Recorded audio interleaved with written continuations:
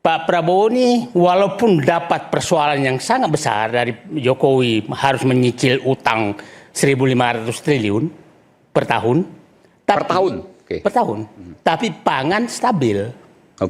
Kurs tidak terlalu goncang. Anda sepakat apa yang disampaikan oleh Prof. Antoni Budiawan?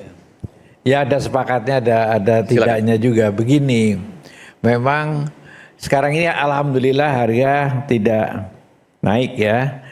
Dan sebetulnya nggak perlu antri-antri juga kalau sekarang itu. Supply-nya masih oke, harganya tidak Supply masih oke. Masih oke. Sekarang aman, supply-nya, pasokannya aman. Pasokannya harga nggak naik, ini luar ini biasa. Kan antri ini kan karena orang semuanya mau ngejar naik daripada beli gitu. Dipikir 1 April naik gitu. Iya, padahal kan tidak kan.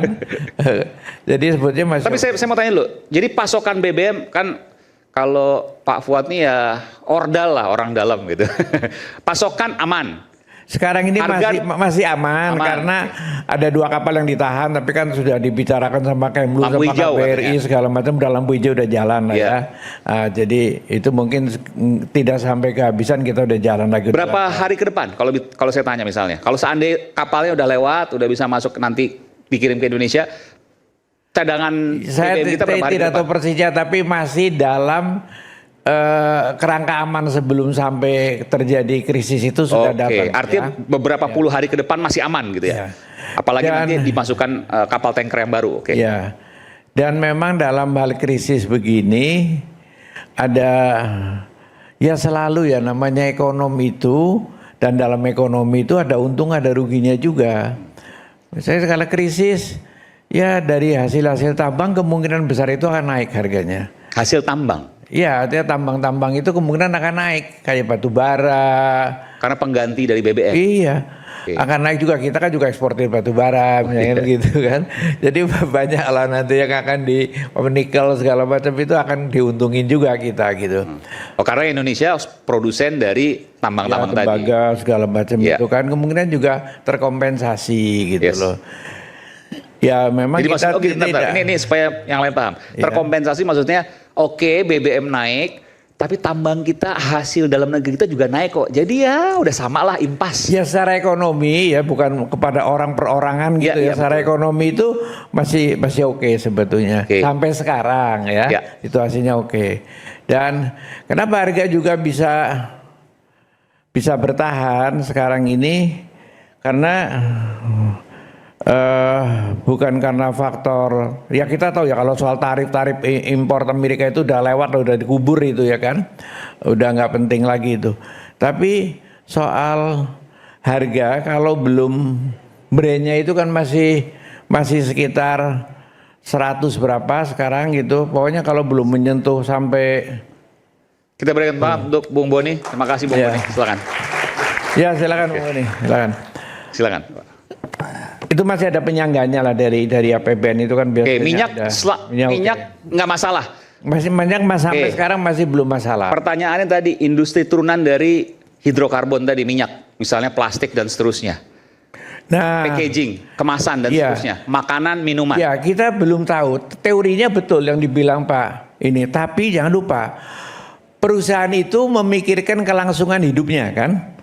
Nah, banyak perusahaan yang berpikir untuk jangka pendek, saya nggak akan mau naikin dulu karena daya beli masyarakat, sehingga saya lebih suka melakukan berbagai macam penghematan supaya harganya tetap. Misalnya ya lebih bagus ngambilkan dari keuangan internal, profit internalnya, kurangin keuntungan. Kurangi, bahkan kalau perlu profit yang sudah ada itu ikut disumbangkan di dalam perusahaannya sendiri, disubsidi untuk mempertahankan harga. Emang politik dagangan macam ada yang nggak naikin harga tapi porsinya dikecilin, misalnya kalau restoran gitu ya, dikecilin tapi harganya masih tetap. Tapi masalahnya bukan soal harganya, tapi harga sih mungkin naik nggak ada masalah karena nggak terlalu jauh dan masih dalam toleransi tadi, kalaupun harus naik. Tapi masalahnya pasokan, supply-nya nggak ada karena tadi di Qatar menghentikan produksi plastik dan seterusnya.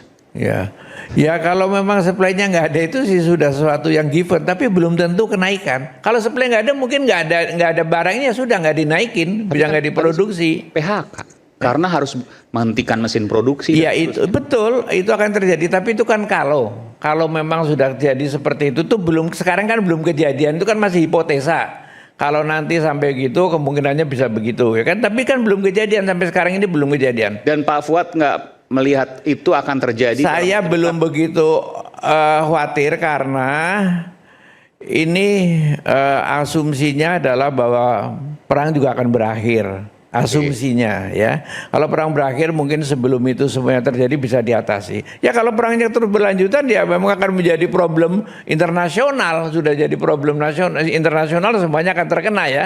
Kalau perangnya berkepanjangan. Tapi kalau gejala-gejalanya ya sudah mulai pada kehabisan napas juga kan. Ya sudah, kita nggak mau bicarakan politik internasional mungkin Ibu Susi nanti ya. Tapi intinya belum sampai ke sana. Sebetulnya bagi kita belum sampai ke sana, masih jauh lah gitu. Ya masih moderate, artinya kita masih oke sekarang ini. Baik. Jadi kalau dikatakan sekarang ini krisis ya mungkin ada potensinya, tapi untuk Indonesia berdampak masih jauh. Masih jauh. Oke. Terima kasih. Bu Said setuju? Tadi Saya ya, begini. mengangguk itu maksudnya setuju. Krisis itu selalu ada 3 serangkaian masalah. 1 pangan, 2 energi, 3 kurs. 1 pangan, 2 energi, 3 kurs. Okay. Itu selalu yang terjadi. Nah, yang berdampaknya adalah fiskal, ekonomi, dan kehidupan rakyat. 3 juga yang dampaknya. Nah, bersyukur sebenarnya Pak Prabowo ini walaupun dapat persoalan yang sangat besar dari Jokowi harus menyicil utang 1.500 triliun per tahun. Per tahun? Okay. Per tahun. Tapi pangan stabil. Kurs tidak terlalu goncang. Artinya hanya BBM stabil? Ya, nggak terlalu goncang. Yang hanya menghadapi energi. Dan energi, saya ingin menyampaikan angka-angka yang disampaikan Pak Fuad tadi, saya menyatakan justru krisis ini berkahnya ke Indonesia lebih besar. Maksudnya karena Indonesia diuntungkan justru? Ya, saya kasih hitungin. Minyak kita memproduksinya 540.000 barel per hari. Kalau naik $50, artinya ada penambahan pendapatan 390 miliar per hari. Ya, nah subsidi BBM itu dengan dengan gas melon itu hanya setahun kalau dimasukkan kompensasi hanya 370 miliar per hari. Artinya surplus. Sebentar. Kan kita net importer, kita lebih besar importnya dibanding ekspornya. Saya membatasi terhadap subsidi saja. Itu dampak lain. Nah, sebentar, subsidi gimana? Itu kan tadi gimana? Subsidi pelan-pelan. Yang ditanggung pemerintah kan adalah subsidi lain dengan kompensasi ya. Subsidi bahan BBG, gas, LPG sama BBM itu sekitar 300, kalau naik pun hanya menjadi 370 miliar per hari. Sementara pendapatan bertambah rupiah ya? 370 miliar rupiah per hari. Pendapatan dari minyak tadi dari 540.000 barel per hari itu 390 miliar. Artinya ada surplus 20 miliar. Nah, saya mau masuk yang lain. Saya punya data gini. Batu bara itu naiknya sejak perang ini itu 35%. Harga batu bara naik. Sejak perang Iran nih? Sejak perang Iran. Karena konversi BBM susah, ganti batu bara. Nah, terus jadi kalau presiden, mungkin saja mereka sudah menghitung karena Pak Bahlil juga, Pak Presiden Prabowo mengurangi loh produksi batu bara dari hampir 900 juta menjadi 600 juta. Kalau mau menambah, naikkan lagi aja ke 800 juta. Maka pendapatan negara naik. Karena, dan saya setuju usulan itu sekarang harus pajak ekspor naik karena ini windfall. Windfall itu negara harus ambil. Nah, karena kenaikan windfall itu negara harus mengambil. Jadi jangan juga pengusaha dia nggak mau ngasih karena itu windfall. Windfall itu ada ya windfall. Nah, itu batu bara. Kita masuk ke nikel. Nikel juga naik 20%. Kenapa nikel naik? Nah, itu karena harga-harga dunia ini naik semua. Nah, nikel ini dibutuhkan naik semua. Kenapa sumber nikel naik? Mungkin karena baterai, permintaan baterai tinggi jadi nikel naik. Nah, mungkin negara lain terhalang, maka Indonesia muncul naik 20% loh. Nah, dia juga menurut saya ini kan Menteri SDM juga mengurangi kuota, naikkan lagi aja kuota. Kuota tahun 2025 itu 370 juta ton. Diturunkan menjadi 270 juta ton. Ada 100 juta ton. naikkan lagi aja untuk menutupi ini semua. Kemudian timah naik ini 16%, naik harganya. Nah, produksinya memang harus naik lagi. Tahun lalu kan sekitar 21 ribu ton. Kalau naikin lagi menjadi 50 ribu ton, naik dong pendapatan negara. Nah, CPO ini naik 20% dari. Nah, ini walaupun mungkin produksinya akan turun, tapi harganya naik 20%. Artinya ada berkah di samping musibah. Dan saya menyatakan kasus perang ini lebih banyak sepertinya berkahnya daripada musibahnya. Oke, saya dengan bahasa umum. Perang Iran ini lebih banyak untungnya buat Indonesia ketimbang ruginya. Ya, Oke. karena begini.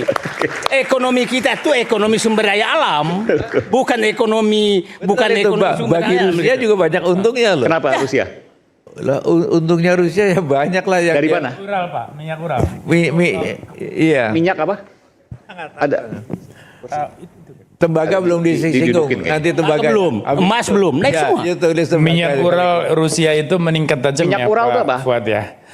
Minyak mentah Rusia. Oh, minyak itu mentah, kan, oke. ya, minyak mentah Rusia itu permintaannya tinggi sekali karena alternatif bagi Ya. banyak negara yang bergantung ke Selat Hormuz ini. dan nggak lewat Hormuz dia. Dia enggak. Oke. Jadi dia alternatif sana, dan Presiden Trump dari Amerika juga sudah mengumumkan silahkan beli dari Rusia untuk negara-negara yang masih bergantung ke Selat Hormuz. Oke, jadi krisis dari perang Iran jauh panggang dari api. Boleh nggak saya katakan itu? Karena dua faktor lain tidak terganggu, pangan dan kurs. Oke, benarkah itu? Kalau benar, kita selesaikan Rakyat Bersuara hari ini.